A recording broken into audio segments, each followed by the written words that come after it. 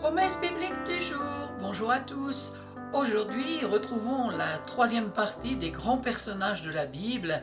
La Bible regorge de plusieurs figures emblématiques qui ont marqué leur époque. Parlons de ces personnalités en mettant en relief leurs appels et exploits réalisés.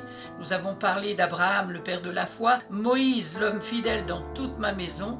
Voyons aujourd'hui David, l'homme selon mon cœur, et Jésus, le divin personnage. David, l'homme selon le cœur de Dieu.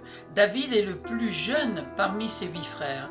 Il paîtrait le troupeau de son père. Dieu l'a élevé de la forêt pour aller régner à la place de Saül comme roi d'Israël. La vie de David peut nous inspirer sur beaucoup de choses. Nous aimerions relever aujourd'hui 3 caractéristiques. Numéro 1, un compositeur hors pair. David a écrit la plus grande partie du livre des psaumes que nous lisons chaque jour dans nos temps de culte ou dévotion. Qui ne se réjouit pas des paroles des psaumes 8, 23, 27, 46, pour ne citer que cela? David était un excellent musicien et un adorateur passionné. La Bible relate qu'il jouait de la musique pour Saül quand celui-ci était agité par un mauvais esprit. C'est dans 1 Samuel chapitre 16 verset 23. Il était un homme qui dépendait de Dieu. La dépendance de David vis-à-vis de Dieu m'a toujours fasciné.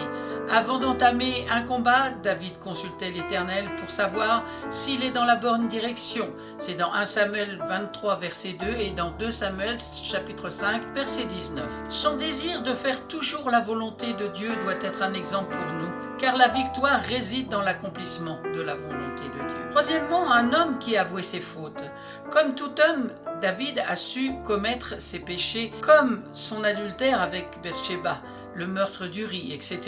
Il reconnaissait mais toujours ses fautes, réclamait le pardon de Dieu. Les paroles du psaume 51 illustrent bien l'état de son cœur. Ô Dieu, aie pitié de moi dans ta bonté, selon ta grande miséricorde. Efface mes transgressions, lave-moi complètement de mon iniquité et purifie-moi de mon péché, car je reconnais mes transgressions et mon péché est constamment devant moi. J'ai péché contre toi seul et j'ai fait ce qui est mal à tes yeux, en sorte que tu seras juste dans ta sentence, sans reproche dans ton jugement. Psaume 51, versets 3 à 6. Dieu a rendu témoignage de la vie de David en disant que c'est l'homme selon mon cœur. J'ai trouvé David, le fils de Jessé, un homme selon mon cœur qui fera toute ma volonté. Dans Actes chapitre 13, verset 22. Terminons par Jésus, le divin personnage. Nous ne pouvons pas terminer la liste sans mentionner le plus grand personnage de l'humanité, Jésus, le sauveur du monde. La Bible déclare qu'en lui habite corporellement toute la plénitude de la divinité. Colossiens chapitre 2 verset 9. Il est le premier-né de toute la création. Colossiens chapitre 1 verset 15. Il est venu comme un homme sur la terre pour donner sa vie pour l'humanité. Jean chapitre 3 verset 16. Un jour, il reviendra prendre tous ceux qui ont cru en lui, marcher avec lui. C'est dans Jean chapitre 14, verset 3. Chers amis, je vous invite personnellement à découvrir ce personnage qui est Jésus-Christ.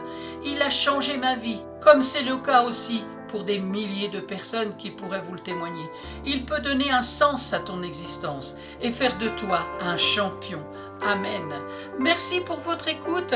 C'était aujourd'hui la troisième partie des grands personnages de la Bible où on a parlé de David et de Jésus-Christ, notre Seigneur, Sauveur et Maître. Je vous souhaite bonne méditation. Prenez bien soin de vous. À très bientôt.